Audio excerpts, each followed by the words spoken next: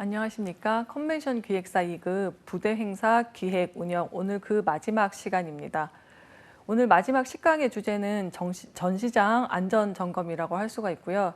결국 우리가 앞에서 지난 그 8강, 9강에서 했던 것처럼 그런 위기 관리에 대한 것들에 마무리하고요. 그래서 전시장에 대해서 조금 더 우리가 어떻게 관리하고 점검하면 좋을지에 대해서 여러분들과 함께 공부해 보고요.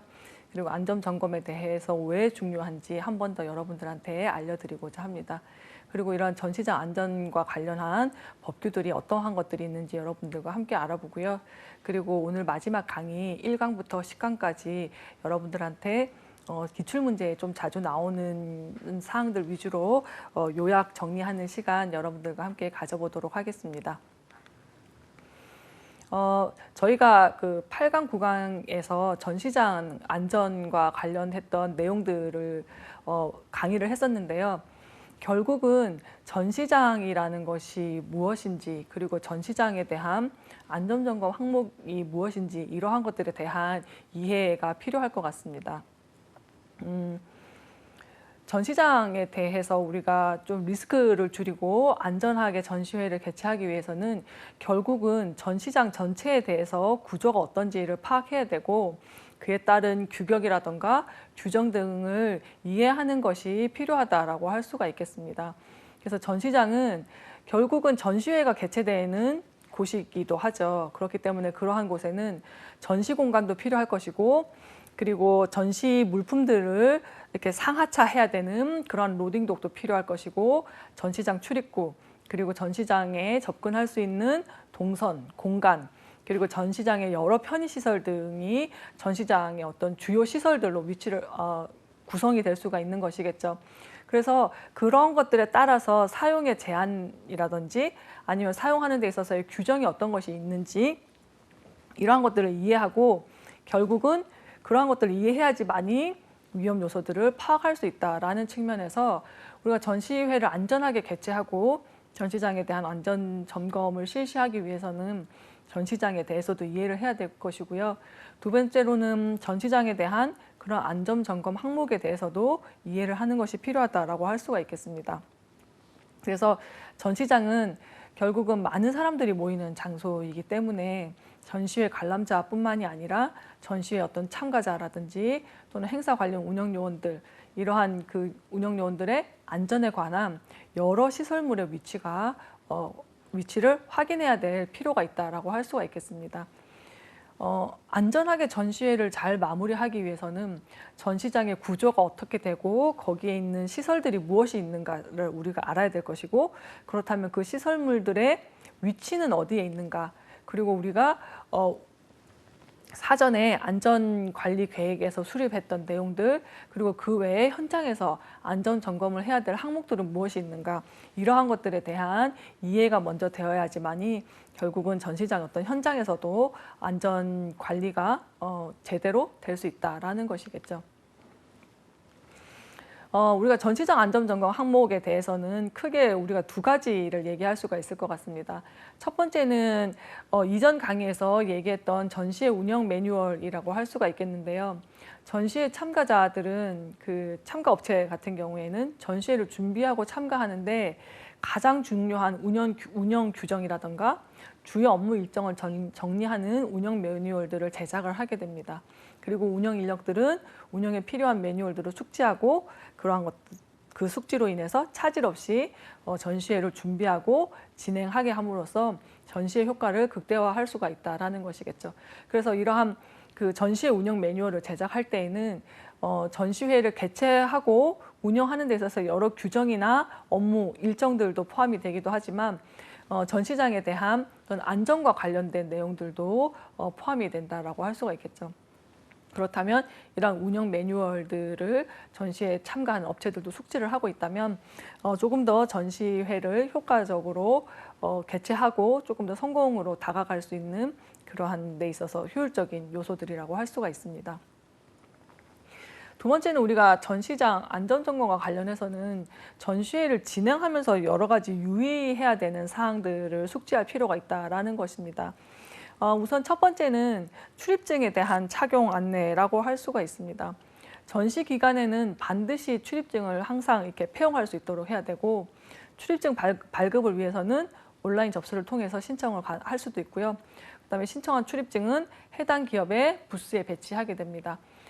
출입증을 착용하는 것은 전시회 참가 같은 경우에는 참가 업체인지 또는 전시회를 관람하러 온 사람인지 그런 것들에 대한 구분이 없기 때문에 관람을 하러 들어왔을 때 이러한 출입증 같은 것들을 폐용하고 있다면 관람객의 입장에 있어서는 전시회와 관련된 문의나 어떤 그 활동들을 하는 데 있어서 도움을 요청할 수 있기 때문에 출입증 같은 경우에는 항상 폐용을 하고 있어야 되는 것이고, 그리고 또 한 가지 출입증을 폐용해야 되는 이유 중에 하나는 전시회 같은 경우에는 물품 반입이라든지 전시회를 운영하는 데 있어서 필요한 절차들이 있겠죠. 그렇다면 일반 참가자들과 그 부스에 참가하는 업체들에 있어서는 예를 들어서 접근하는 통로도 다를 수도 있는 문제이고, 그다음에 물건을 반출할 때에 쉽게 얘기하면 패스권이라고 할 수가 있겠죠. 그래서 그 물건을 가지고 갈 수 있는 사람인지 아닌지를 확인할 수 있는 용도로도 쓰일 수가 있기 때문에 이러한 출입증 같은 경우에는 항상 폐용해야 되고요. 대부분은 이러한 출입증 같은 경우에는 참가 업체, 부스 관리자인지 운영 스텝인지 또는 그냥 단순히 전시회를 관람하러 온 관람객인지 이러한 것들에 대해서 표시를 하고 있기 때문에 출입증 같은 경우에는 항상 폐용하는 것이 좋다라고 할 수가 있겠습니다. 두 번째는 전시장 관리와 관련된 부분에 대해서 유의사항들입니다. 첫 번째가 전시장 청소인데요. 사실 청소하는 것이 중요하다라기보다는 전시를 하고 나면 전시회를 하기 전에도 설치하는 시간이 필요하고, 전시회가 끝나고 나면 철거하는 시간이 또 필요하게 되겠죠. 그렇게 전시회를 위해서 어떤 설치하거나 철거하는 기간 동안 쓰레기들이 발생할 수 있게 되는데, 그러한 쓰레기들은 일반적으로 참가업체, 전시 부스에 참가하는 참가업체들이 책임지고 철수하거나 수거를 해야 된다라는 것입니다. 그렇지 않고 제대로 하지 않게 되면 이러한 경우에는 나중에 비용이 청구되는 경우도 발생하기 때문에 전시회를 진행할 때 참가업체 같은 경우에는 이러한 전시장 청소에 관련된 문제들을 확인할 필요가 있다는 것이겠죠. 대부분은 참가업체가 철거하고 수거하고 쓰레기에 대해서 다 책임을 지지만, 만약에 참가업체가 하지 못할 경우에는 사무국에 우리가 위탁을 해서 일괄 처리하는 방법도 있고요. 그렇게 일괄 처리하는 데 있어서 소요되는 비용 같은 경우에는 사무국에서 해당 업체에 청구하게 됩니다.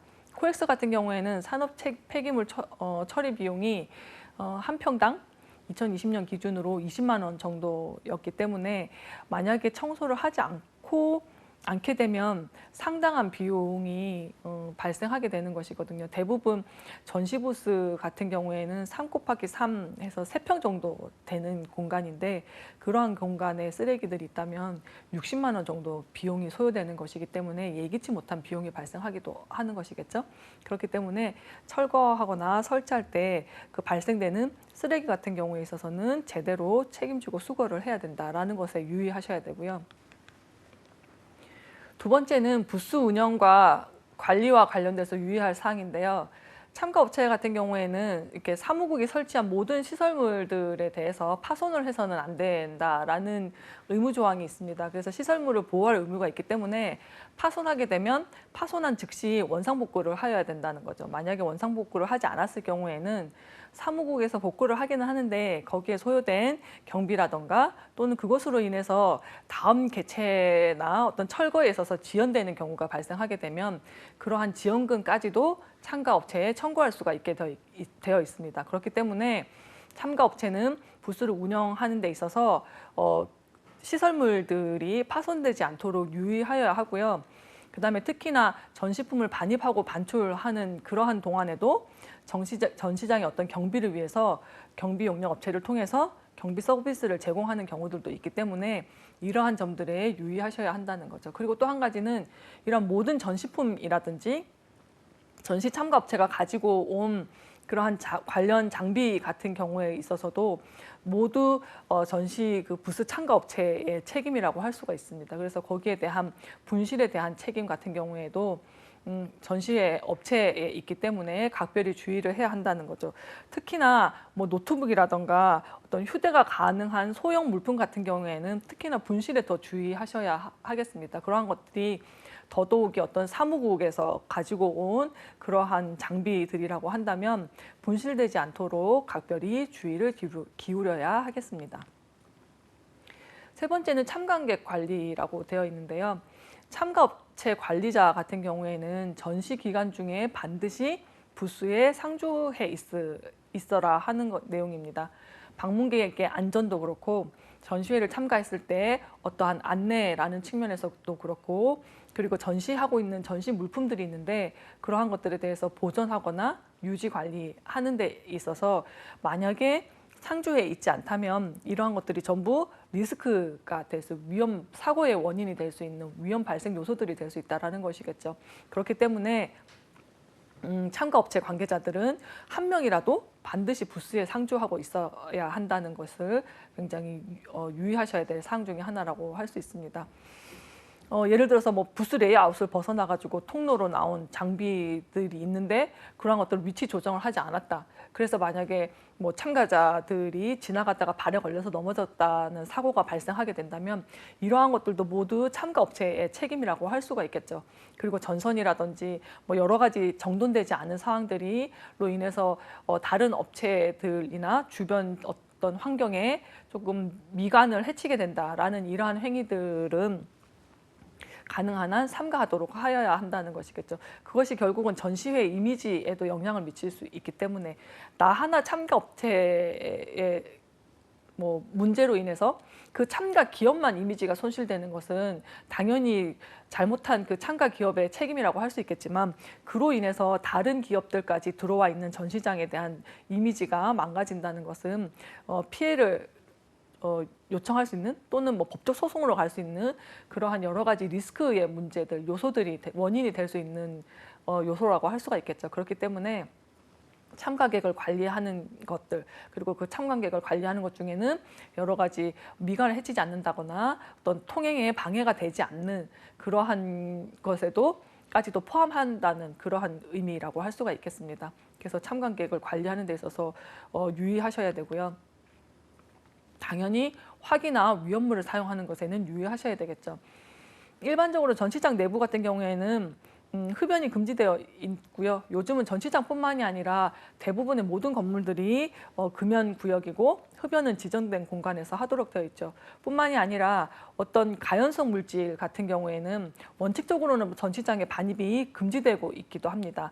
그런데 다만 그 전시품의 어떤 가동을 위해서 부득이하게 그러한 위험물을 반입하고자 할 때에는 반드시 그 사전에 사무국의 협조를 구하고 우리 이러한 물품을 반입할 것입니다 라고 신청을 해야 되는 것이겠죠. 그리고 나서 승인을 받고 난 뒤에 그러한 가연성 물질 같은 경우에는 반입이 가능하다는 거 알아두셔야 되고요.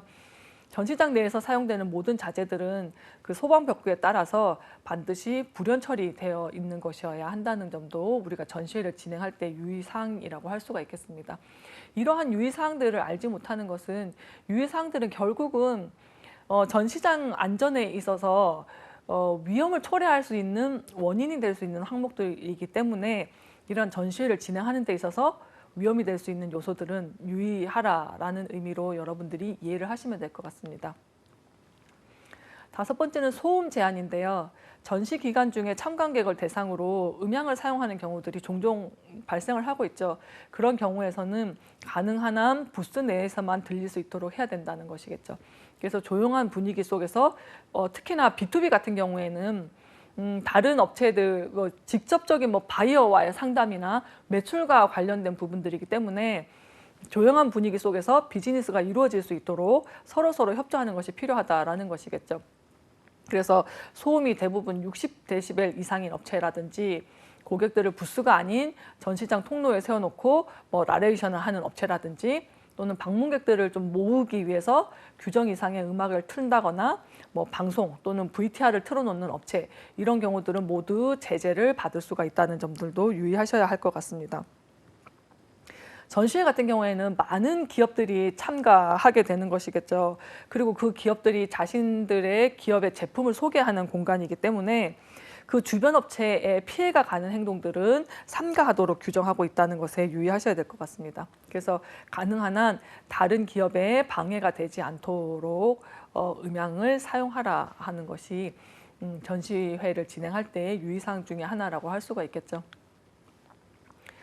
설치 및 철거와 관련된 사항 중에서도 우리가 전시 기간 중에는 설치를 하거나 철거를 할 때에도 안전사고가 발생할 위험성이 있겠죠.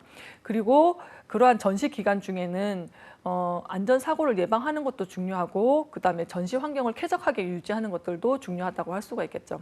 그렇기 때문에 때때로 그 간혹 전시회에 참가하는 참가 부스에 축하한다라는 축하형의 어떤 대형 화분이라든가 화환 같은 경우들을 보내는 경우가 있는데 원칙적으로는 그러한 반입을 금지하고 있게 됩니다.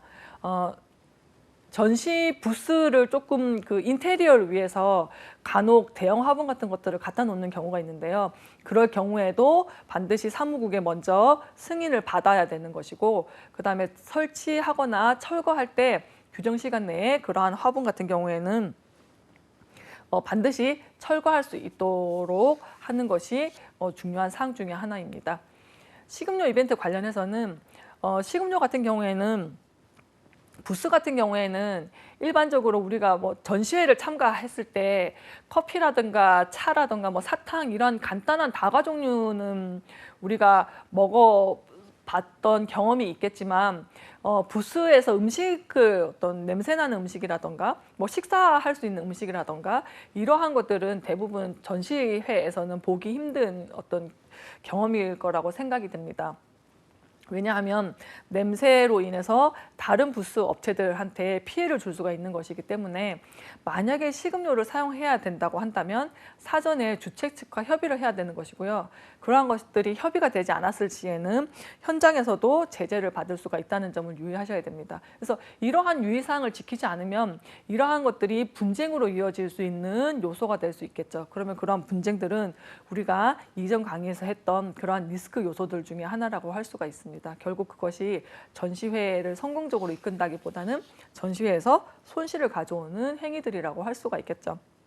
그래서 이러한 어떤 전시장에서의 어떤 관리를 어떻게 하는지에 대해서도 여러분들이 유의사항 같은 것들은 반드시 숙지를 하시는 것이 좋을 것 같습니다. 그 외에도 우리가 지적재산권이라든지 촬영이나 녹음이나 녹화와 관련된 것들도 전시장에서는 우리가 유의해야 될 사항이라고 할 수 있습니다. 특히나 전시 행사 중에는 우리 참가 업체의 어떤 제품뿐만이 아니라 우리가 다른 회사의 제품들도 볼 수가 있게 되는 것이겠죠. 그래서 그런 것들을 우리가 좋은 것들은 벤치마킹 한다고 하지만 그렇게 벤치마킹 할 때 저작권이라든가 상표권이라든가 의장권, 특권권 등을 침해할 수도 있는 부분들이 발생하기 때문에 그러한 지적재산권을 침해하는 제품이나 서비스들은 전시를 금하고 있기도 하고요.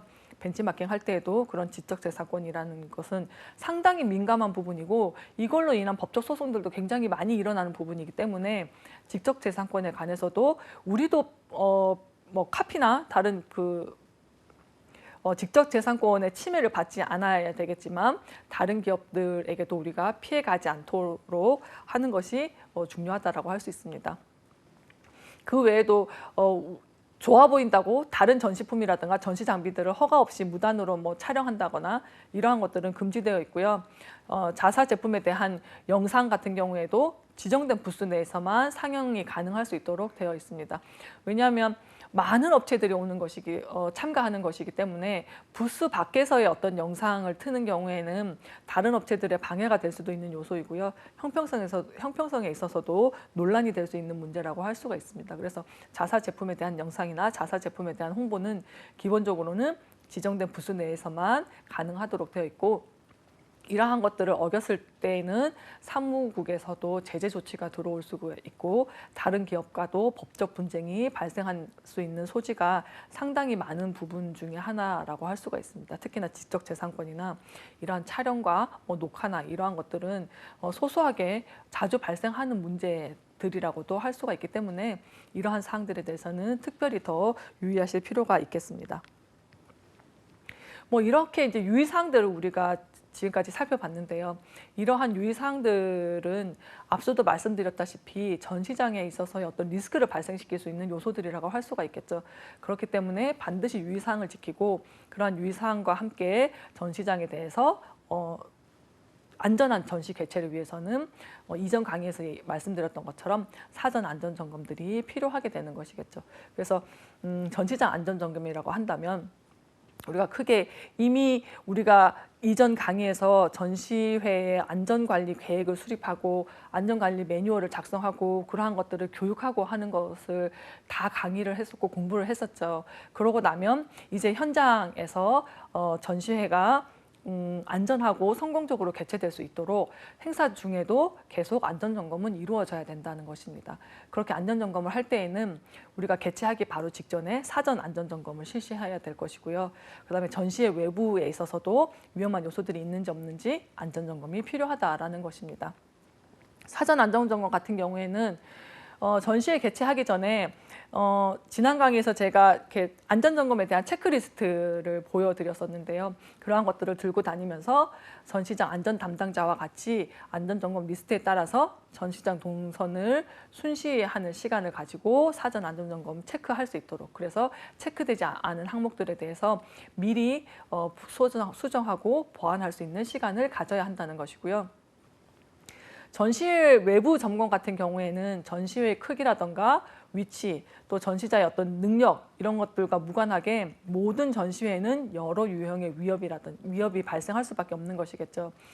자연재해라든지 인위적 재해라든지 우발적 기술적 재해, 자연재해 같은 경우에는 눈이 온다든지 태풍이 분다든지 지진이 일어난다든지 그런 것들일 것이고 인위적 재해 같은 경우에는 사람들로 인해서 야기되는 문제들이 발생할 수 있겠죠. 도난이라든지 테러라든지 시위라든지 파업이라든지 이런 것들이 있을 것이고 우발적이나 기술적인 재해 같은 경우에는 화재 같은 경우들이 우발적인 재해라고 할 수가 있을 것이고 기술적 재해 같은 경우에는 앞서도 말씀드렸지만 컴퓨터 해킹 같은 것들도 기술적 재해라고 할 수가 있겠죠.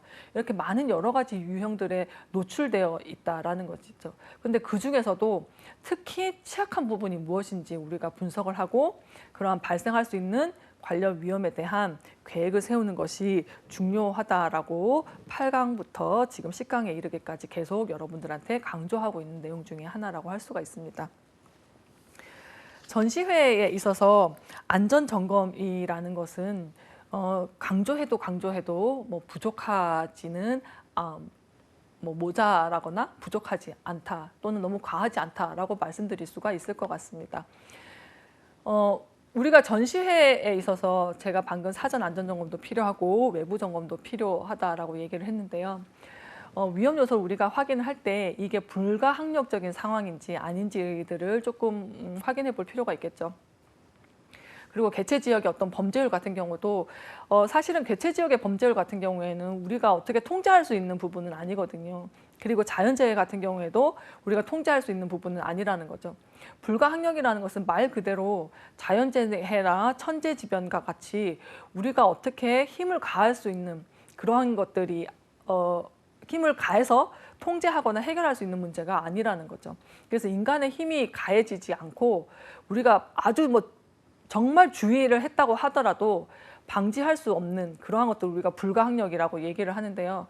자연현상 같은 것들이 대표적인 예라고 할 수가 있겠죠. 폭풍우라든지 지진이라든지 화재라든지 화재는 어느 정도 사람으로 야기되는 경우도 있기는 하지만요. 그다음에 정부 법령이 바뀌었다든지 폭동이라든지 전쟁이라든지 이러한 것들은 우리가 어떻게 통제할 수 있거나 예방하기 어려운 상황들 중에 하나라는 거죠. 그러면 이런 그렇게 해서 불가항력적인 상황인지 아닌지들을 확인하고 개최 지역의 범죄율 같은 경우에도 우리가 불가항력적인 요소들이라고 할 수가 있어요. 근데 이러한 것들을 확인하는 이유 중에 하나는 불가항력적인 요소이기는 하지만 개최 지역의 예를 들어서 개최 지역의 범죄율 같은 것들을 사전에 조사한다면 어떤 범죄가 많이 발생하고 주로 범죄가 발생하는 지역이 어디인지들을 나타낼 수 있는 부분들 중에 하나겠죠. 그러면 그러한 것들을 미리 확인을 한다면 우리가 어떻게 미리 막지는 못하지만 그러한 일들이 발생했을 때를 대비할 수는 있다라는 것입니다. 그렇기 때문에 우리가 뭐 통제할 수 있는 요소들도 물론 확인을 해야겠지만 그러한 불가항력적인 요소들도 확인을 하고 대응책을 마련하는 것이 필요하다라는 것을 여러분들한테 말씀드리고자 합니다. 지금까지 전시장 안전 점검과 관련해서 우리가 리스크가 어떤 것들이 있는지 그런 항목들에 대해서도 여러분들한테 강의를 했었고, 그다음에 안전계획, 안전관리 계획을 수립하는 것이 얼만큼 중요한지, 그리고 안전관리 계획 수립하는 데는 어떤 내용이 들어가는지, 그리고 그러한 안전관리 매뉴얼을 작성할 때에는 또 어떤 내용들이 들어가는지 여러분들과 살펴봤는데요. 마지막으로 전시장 안전점검과 관련해서 전시를 기획하는 사람이나 전시회를 운영하는 운영 요원들이 기억해야 될 내용 중에 하나는 이러한 전시장과 관련된 안전과 관련된 법규라고 할 수가 있겠습니다. 우리가 일단 안전과 관련된 법규는 가장 우리가 흔히 말하고 기본적으로 살펴봐야 할 법규 중에 하나가 재난 및 안전관리 기본법이라고 할 수가 있고요. 또 하나는 시설물 안전 및 유지 관리에 관한 특별법이라고 할 수가 있는데, 특히나 재난 및 안전관리 기본법 같은 경우에는 약칭으로 재난관리법이라고 하고 있는데요. 전시회나 컨벤션은 아니지만 이러한 행사를 개최하는 지역 축제 같은 거와 관련돼서 안전관리 조치를 어떻게 해야 되는지 재난관리법 제66조 11 그리고 재난관리법 시행령 73조 9항에 이러한 지역축제 개최 시에 안전관리 조치를 어떻게 해야 되는지에 대한 법적 규정을 포함하고 있다는 것입니다. 이러한 법적인 규정 내용들을 살펴보고 확인을 하는 것이 왜 중요한지에 대해서 말씀을 드리자면, 법적으로 우리가 반드시 지켜야 할 규정들을 가지고 있어요. 그런데 그런 규정이 시행되지 않았을 때에는 우리가 앞에서 얘기했던 사무국가의 그러한 법적 분쟁이나 소송뿐만이 문제가 아니라 법을 위반하는 사항이 되기 때문에 기업의 어떤 운영하는 전체에 영향을 미칠 수 있는 부분이라고 할 수가 있겠죠. 그렇기 때문에 법규에서 명시하고 있는 내용들은 반드시 안전관리를 하는 데 있어서 포함되어야 하는 내용이고 유의해야 될 내용이라는 것이겠죠. 여기에서는 지역축제 개최라고 얘기를 하고 있는데요. 간략하게 내용들을 살펴보자면, 이 지역축제 개최 시 안전관리 조치는 중앙행정기관의 장이라던가 지방자치단체의 장은 대통령령으로 정하는 지역축제를 개최하려면 해당 지역축제가 안전하게 진행될 수 있도록 지역축제 안전관리 계획을 수립하고 그 밖에 안전관리에 필요한 조치를 하여야 한다라고 되어 있습니다. 그리고 안전행정부 장관, 소방방재청장 또는 시도지사는 제1항에 따른 지역축제 안전관리 계획의 이행 실태를 지도 점검할 수 있으며, 점검 결과 보완이 필요한 사항에 대해서는 관계기관의 장에게 시정을 요청할 수 있다. 이 경우 시정 요청을 받은 관계기관의 장은 특별한 사유가 없으면 요청에 따라야 한다라고 되어 있습니다. 그렇기 때문에 사전에 안전관리를 하는 것들이 반드시 필요하고, 우리가 그러한 것들을 잘 이행하고 있는지 없는지 개최 기간 중에도 점검을 할 수 있는 내용들이기 때문에 비단 지역축제뿐만이 아니라 전시회나 컨벤션을 개최하는 데 있어서도 이러한 안전관리에 대한 계획이나 대응 방안 같은 경우는 반드시 필요한 조치라고 할 수가 있겠습니다.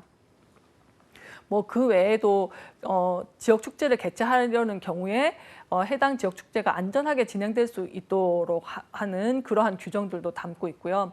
그다음에 시장이나 군수나 구청장 같은 경우에는 필요하다고 인정하는 때에는 이러한 안전관리 계획에 대해서도 보완을 요구할 수 있기 때문에 안전관리 계획은 철저히 준비하는 것이 필요하다라고 할 수가 있겠습니다.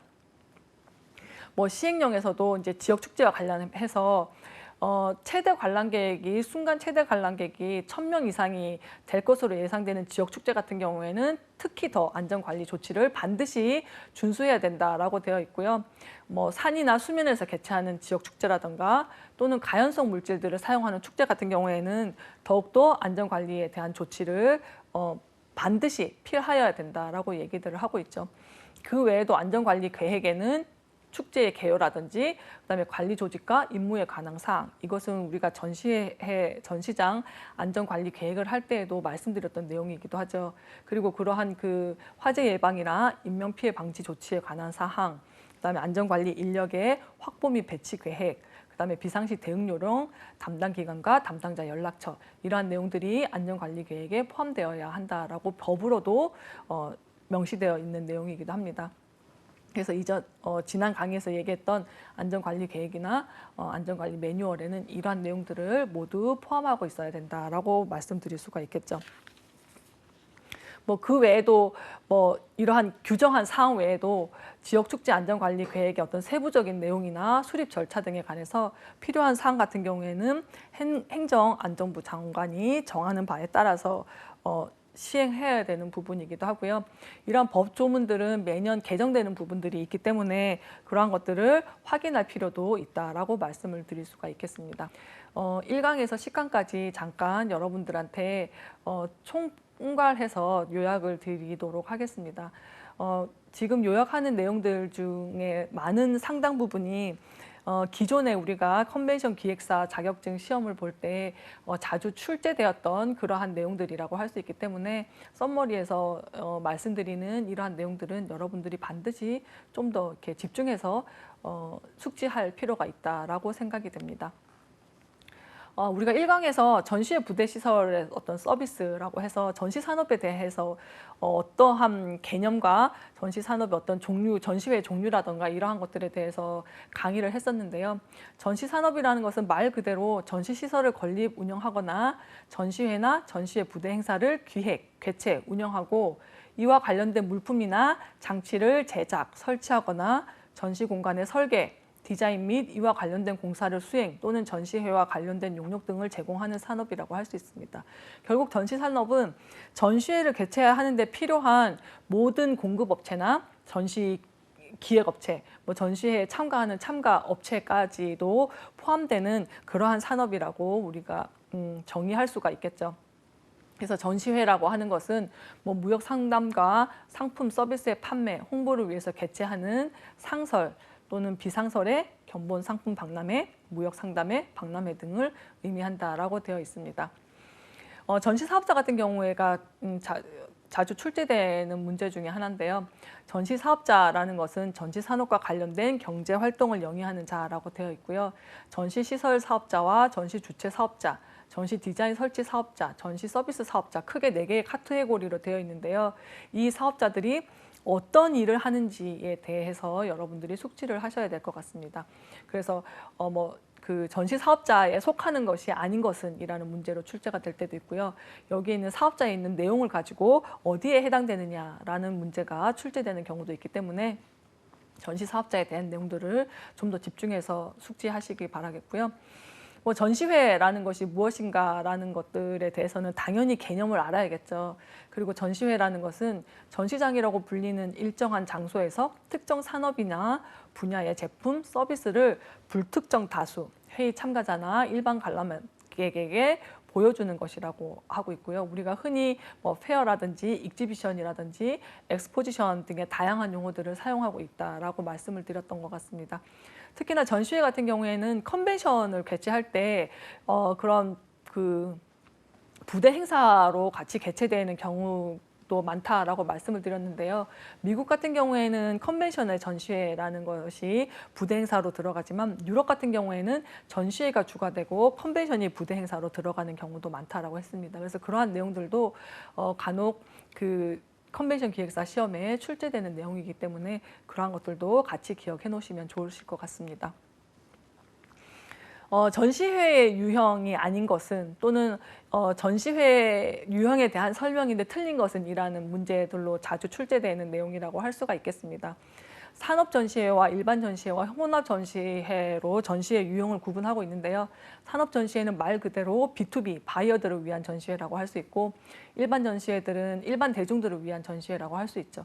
근데 장단점이 있기 때문에 이러한 일반 대중이나 또는 B2B 바이어들이 함께 참여할 수 있는 혼합 전시회로 나누어질 수 있습니다. 이럴 때 참관객은 주가 누가 되는지 참가 기업들은 산업 전시회나 일반 전시회나 혼합 전시회 어떻게 다른지, 그리고 이러한 전시회에서 전시하고 있는 제품 유형들은 어떻게 다른지, 그다음에 입장 제한이 되는지 안 되는지, 이러한 것들의 내용들을 가지고 틀린 것은 또는 맞는 것은이라는 문제로 출제가 되기 때문에 이 내용에 대한 전반적인 사항들을 함께 숙지하시길 바라겠습니다. 전시회 특성 같은 경우에도 컨벤션 기획사 시험에서 자주 출제되고 있는 내용이긴 한데요. 5가지 특성들을 가지고 있다라고 말씀을 드렸었죠. 선택된 매체라는 거, 내가 선택해서 온다는 거, 그리고 실물을 볼 수 있다는 3차원적 특성, 그리고 즉시 피드백이 가능하고 질의가 가능하다는 거, 그리고 많은 업체들을 한 번에 볼 수 있는 폭넓은 기회를 제공한다는 거, 그리고 광고라든지 판매 촉진에 비해서 전시회 같은 경우는 훨씬 경제적인 비용이 작게 드는데 효과는 크다라는 측면에서 많은 기업들이 전시회를 활용해서 촉진 활동들을 벌이고 상품의 매출을 올리는 경우들이 많이 발생한다라고 했습니다. 부스 판매 방식 같은 경우에도 스페이스 단위 판매 방식이냐, 부수 단위 판매 방식이냐 해서 간혹 시험에 나오는 문제이기도 합니다. 대부분 그 기본 부스 3x3m 단위로 판매를 하는 경우들을 우리가 부수 단위 판매 방식이라고 얘기를 하고요. 이러한 가격에는 벽이라든가 기본 조명, 그다음에 전시업체 명판 등의 비용이 포함되는 방식이라고 할 수가 있겠습니다.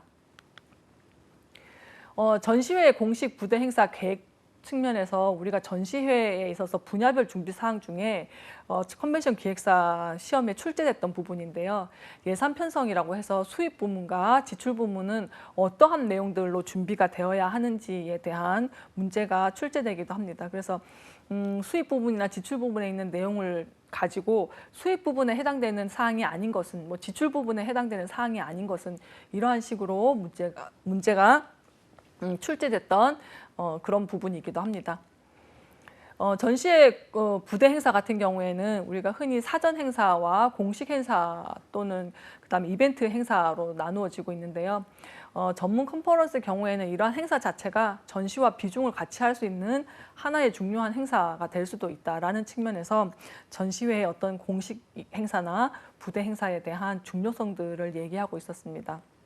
그래서 사전 행사와 공식 행사들에 대한 내용들을 가지고 다음 중 공식 행사가 아닌 것은 개회식이나 폐회식 또는 부대 행사 중에 사전 행사로 할 수 있는 것은 또는 부대 행사에 대한 설명으로 틀린 것은 이라는 내용으로 여기에 있는 사전 행사나 공식 행사에 대한 내용들이 시험에 출제되고 있기도 합니다. 이벤트와 관련해서는 이벤트의 형성 배경에 관련해서 최근 한 3년간 2번에서 3번 정도 나왔던 문제들이라고 할 수가 있습니다. 이벤트라는 것이 왜 활성화되었는지에 대해서 묻고 있는 질문이기도 한데요. 그러한 질문들 중에 이벤트가 활성화됐던 요소가 맞는 것은 아닌 것은 이라는 형식으로 문제가 출제되고 있습니다. 그래서 소득이 증가하고 근로시간이 단축되고 여가시간이 증가하고 새로운 생활 방식이 형성되고 빈번한 여행 기회가 발생하게 되고 적극적인 관광 활동이나 관심 분야들이 형성되었기 때문에 이벤트가 활성화되었다라고 말씀드릴 수 있고요. 이러한 여러 요소들을 문화적인 요소, 정치적인 요소, 환경적인 요소로 구분해서 이벤트가 발생하게 된 어떤 그 요소들로 맞는 것은 또는 거기에 해당되는 내용으로 맞는 것은 문화적 요소가 맞는 것은 이러한 식으로 출제가 되기도 합니다. 이벤트의 특성과 관련해서는 주로 일반적인 특성과 관련해서 시험에서 많이 출제되고 있는 문제인데요. 긍정성이나 특히나 비일상성, 화제성, 계획성 이러한 내용들에 대한 문제들이 출제되고 있습니다. 예를 들면 예시문을 놔두고 이 다음 중 이 예시문에 해당되는 이벤트의 특성은 무엇인가? 라는 질문으로 나올 수도 있고요.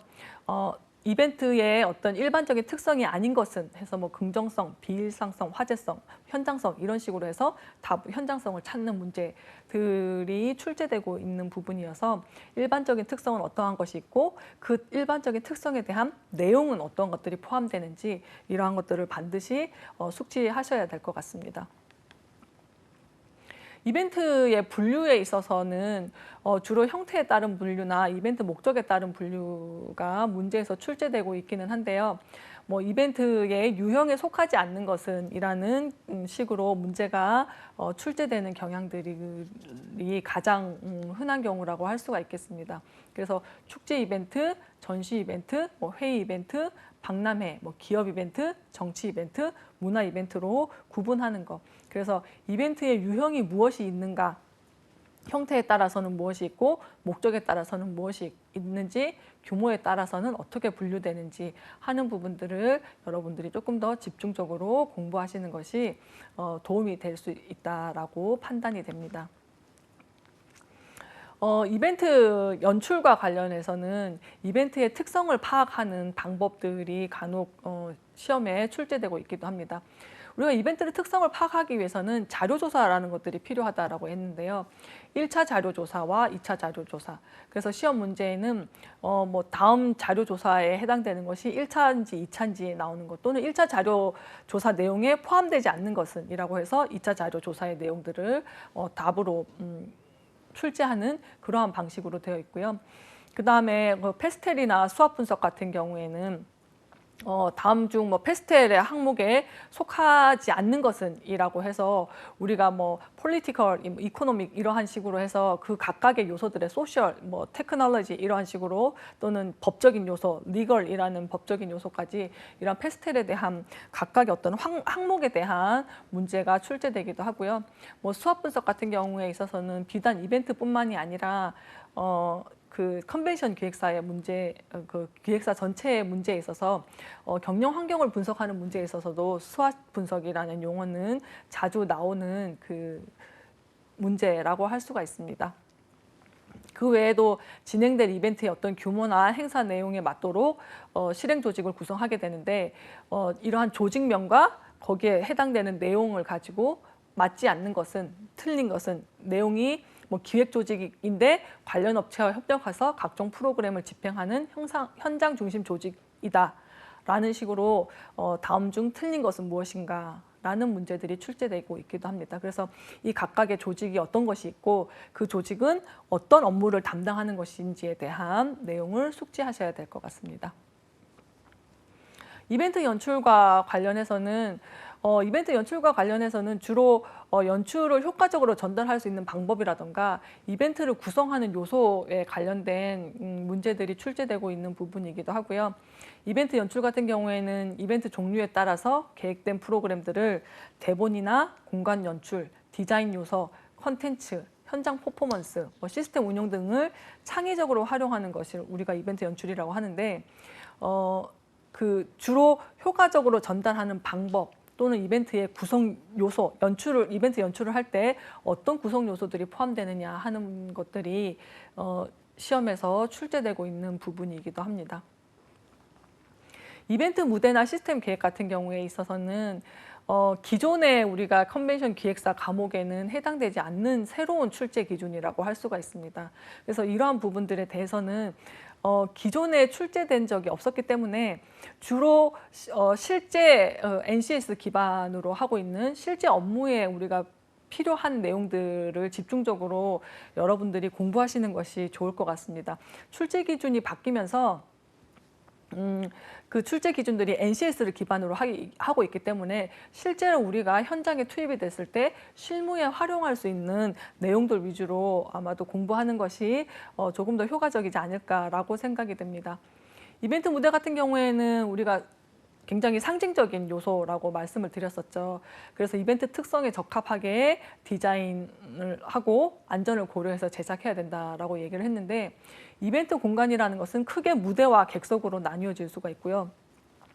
이 무대에 해당되는, 무대에 올라갈 수 있는 사람이 아닌 것은 이라는 문제로 뭐 이벤트와 관련해서 문제가 출제된 것을 한 번인가 두 번인가 출제가 됐던 적이 있습니다. 그래서 무대에 해당되는 사람은 누구인지, 그다음에 객석에 해당되는 사람은 누구인지, 그다음에 객석 같은 경우에는 그러한 배치 형식이 어떻게 다른지, 예를 들면 교실형 배치라든가 극장식이라든가 연회식 같은 경우에는 어떨 때 이러한 배치를 하는 것이 좀 더 효율적인지와 관련된 문제들은 간혹 출제되고 있기도 합니다. 무대 유형 같은 경우에는 크게 세 가지 유형으로 나누어진다라고 했죠. 그래서 액자 무대에 같이 된 프로시니엄 무대라든지 그다음에 부채꼴이나 사방으로 둘러싼 원형 무대, 이러한 프로시니엄 무대랑 원형 무대의 어떤 단점들을 보완한 그 돌출 무대 같은 이러한 무대의 유형들이 어떠한 것들이 있는지, 그럼 이러한 무대들은 어떠한 이벤트를 할 때 조금 더 유용하게 쓸 수 있는지, 이러한 장점과 단점, 그리고 언제 쓰면 유용한지에 대한 어떤 사용 형태 같은 것들을 여러분들이 기억하시면 좋을 것 같습니다. 행사장 조성이나 리허설과 관련된 부분들도 새로운 출제 분야 중에 하나인데요. 그 중에서도 조금 중복되는 부분이 있습니다. 새로운 출제 기간 중에서, 출제 그 기준 중에서도 이전에 어떤 그 과목들이랑 중복되는 부분이 있기는 한데, 지금 여기에서 말하는 행사 장소의 대관 특성이라는 것이 거기에 해당되는 경우라고 할 수 있습니다. 일반적으로 우리가 행사 장소를 대관을 할 때에는 그 대관의 어떤 시간이라던가 대관하면서 사용할 수 있는 그 장비라던가 이러한 것들에 대해서 어떤 협약을 하게 되는데요. 그러한 것들이 대관의 특성에 따라서 융통성이 부족한 경우도 있고 조금 유연하게 할 수도 있는 경우가 있는데, 컨벤션 센터 같은 경우에는 주로 공간 임대가 주 수입원이 되기 때문에 세팅 시간의 어떤 융통성이 굉장히 부족하다라고 했어요. 그래서 공실이라고 하더라도 대관 시간에 따라서 비용을 부과하고 있기 때문에 야간보다는 주간에 작업할 수 있도록 하는 것이 좋다라고 여러분들한테 말씀을 드렸던 것 같습니다. 그리고 동일 행사장에서 어떤 다른 행사가 선행되는 경우에는 실제 철수 시간 같은 것들을 확인하는 것이 굉장히 유용하다라고 얘기를 했고요. 문제 출제 같은 경우에는 세팅 시간에 뭐 융통성이 부족하느냐 그렇지 않느냐, 뭐 융통성이 부족한 곳은 어디냐, 또는 뭐 세팅 시간에 어떤 융통성이 유연한 곳은 어디냐라는 그러한 식으로 문제가 출제되고 있기도 합니다. 호텔 같은 경우가 세팅 시간에 있어서 융통성이 많은 경우라고 할 수가 있는데요. 행사 전에 만약에 공실 같은 경우에는 대관 지배인하고 협의해서 세팅 시간 같은 것들을 조금 더 넉넉하게 확보할 수 있다라는 장점이 있겠죠. 그래서 호텔 대관의 어떤 장점이라는 측면에서 장점이 아닌 것은 이라는 문제로 출제가 되면서 어떤 세팅 시간의 확보가 가능하다거나, 그다음에 대관료의 유무가 어떻게 결정되는지, 이러한 내용들이 문제에 출제되는 경향이 있습니다. 그 외의 장소 같은 경우에는 사용에 따라서 대관료 계산 방식이 다르기 때문에 사전에 대관 규정을 확인하는 것이 좋다라고 여러분들한테 말씀을 드렸었죠. 그 외에도 세팅 관련해서 제출하는 서류가 아닌 것은 이라는 문제들이 출제되고 있기 때문에 그러한 세팅 관련 제출 서류에 대해서도 여러분들이 숙지하시는 것이 좋겠습니다. 테이블 좌석 배치 같은 경우에 조금 흔하게 나타나는 경우인데요. 극장형이냐, 연회형이냐, 교실형이냐. 예를 들면 사람들이 많은 경우에 적당한 그 배치가 어떤 것이냐라는 형태로 문제가 출제되고 있는 부분이기 때문에 이러한 테이블 좌석 배치라던가 또는 행사장 어떤 제작물에 대한 내용, 포함되는 내용이 아닌 것은, 뭐 다음 중 행사장 제작물에 대한 내용이 틀린 것은 해서 장치 장식물에 대한 내용을 얘기하면서 뭐 포디움에 대한 내용을 넣어놓고 장치 장식물인 것처럼 하는 그런 유형의 문제들이 출제되고 있기 때문에 이러한 행사 제작물들이 무엇이 있는지, 거기에 대한 내용이 무엇인지도 여러분들이 함께 숙지하시는 것이 좋습니다.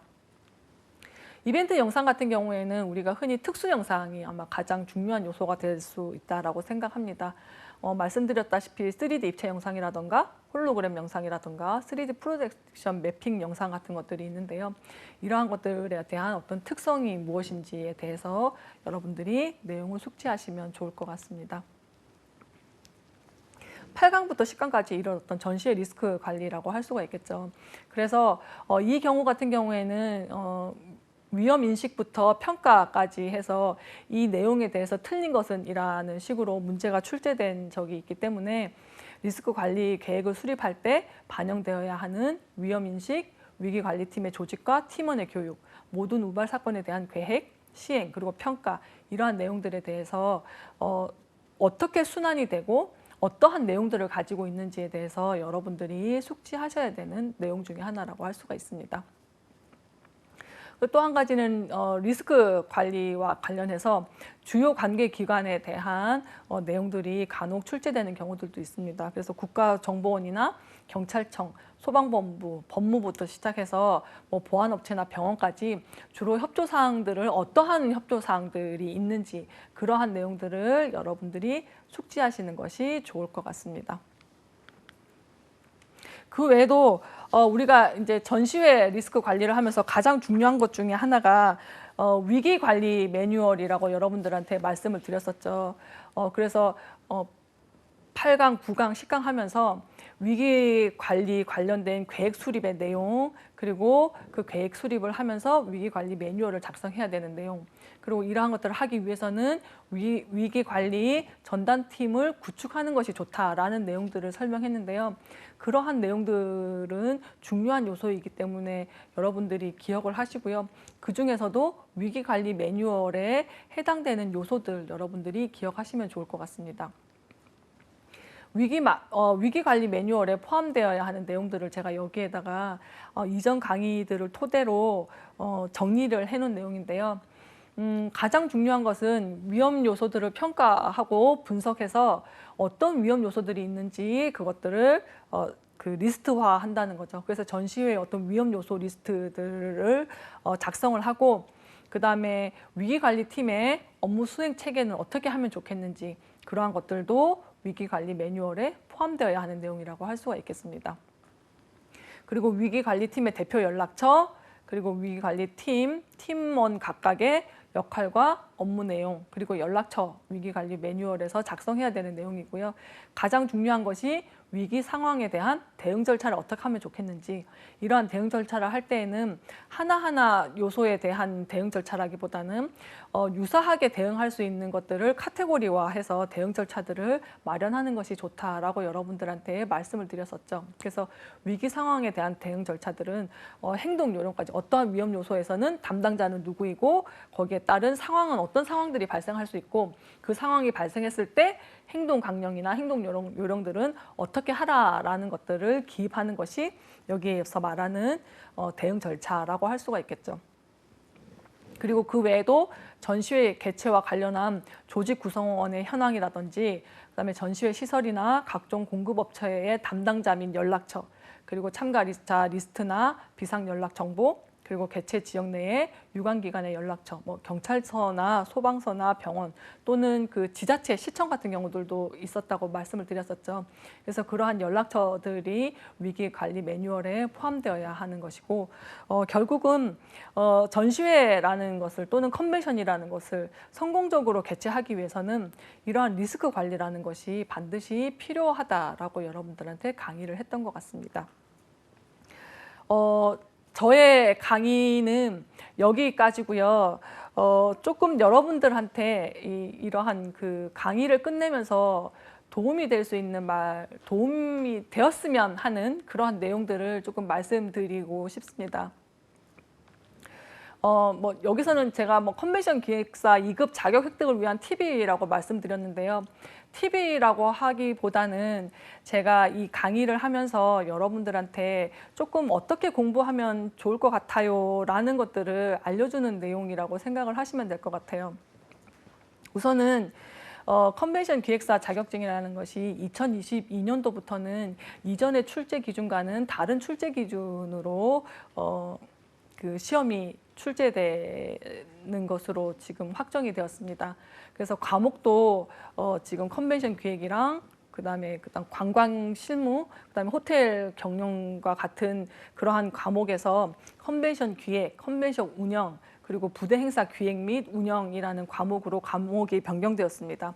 이렇게 변경된 것은 NCS라는 실무를 위한 그러한 그 모듈을 기반으로 바뀐 것이라서요. 실제 실무에 적용될 수 있는 그러한 내용 위주로 출제 기준이 바뀌었다라고 생각을 하시면 될 것 같습니다. 그래서 뭐 여기에는 컨벤션 기획 같은 경우에는 컨벤션 산업의 이해부터 회의 개최 기획이라는 것이 아예 그 공시되어 있는 출제 기준이라고 할 수 있습니다. 그래서 출제 기준을 확인하고 이러한 출제 기준을 보고 이 기준에 맞는 내용들을 여러분들이 공부하신다면 조금 더 좋은 성적을 받을 수 있을 것이라고 생각이 됩니다. 아무래도 그 기준 안에는 조금 더 세분화되어 있기는 하지만요. 큰 카테고리로 보자면 컨벤션 기획에서는 컨벤션 산업의 이해부터 회의 개최 기획까지, 컨벤션 운영 같은 경우에는 실제로 회의 현장을 조성하고 거기에서 인력을 관리하고 컨벤션 영어 서신을 어떻게 작성하느냐 하는 영어 문제까지, 그래서 기획 30점, 컨벤션 운영 30문제, 부대 행사 기획 운영 20문제에서 총 80문제가 출제가 되고 있다라는 거 기억하시고요. 시간도 2시간 반에서 2시간으로 바뀌었다는 거 기억하시고, 이러한 출제 기준에 대한 그 내용에 맞는 그러한 내용들을 공부하시면 될 것 같습니다. 아마도 컨벤션 기획부터 부대 행사 기획 운영까지 이러한 강의하는 내용들이 대부분이 이 출제 기준에 맞추어서 강의를 한 것이기 때문에 그러한 내용들을 여러분들이 들으면서 조금 집중적으로 공부하신다면 좋은 성적을 낼 수 있을 것이라고 생각이 됩니다. 두 번째는 이제 여러분들이 이제 공부하실 때 기출 문제 같은 것들을 보고 있는데요. 기출 문제 같은 경우에는 기존의 기출 문제들이 출제 기준하고 확인하면서 중복되는 부분들 조금 보시면 좋을 것 같아요. 그래서 기존의 출제 기준과 중복되는 내용이 어떤 것인지, 예를 들면 컨벤션 산업의 이해라든가 기획 실무라든가 전시 이벤트 실무 같은 경우에는 중복되는 부분들이 상당히 많기 때문에 그런 부분들은 기존의 문제가 어떻게 나왔느냐를 조금 보시면 문제 경향을 파악할 수 있을 것 같고요. 그 다음에 기존에 없던 새로운 내용들이 무엇인지를 확인하셔야 될 것 같습니다. 전시회 부대 행사라든가 이벤트 영상이라든가 리허설, 그리고 위기 관리에 대한 내용들은 조금 새로운 내용들이 많기 때문에 이러한 내용들은 실무에 어떻게 적용되는지를 조금 확인하면서 공부하시면 도움이 될 수 있을 거라고 생각이 됩니다. 그리고 네 번째는 과목별로 점수 전략을 수립하는 것입니다. 기존에 그러니까 중복되는 내용 같은 경우에는 기출 문제를 통해서 좀 높은 점수를 받을 수 있도록 준비하고요. 평균 60점 이상이고 과목당 40점 이상만 받으면 합격할 수 있는 부분이기 때문에 조금 기존에 나왔던 문제들을 위주로 푼다면 충분히 60점, 평균 60점 이상은 받을 수 있을 것이라고 생각이 되고요. 기존에 없던 문제들 경우에도 40점 이상만 받으면 되기 때문에 그러한 것들을 조금 구분해서 공부를 하고 과목별로 점수 전략을 수립하는 것이 여러분들한테 도움이 될 거라고 생각이 됩니다.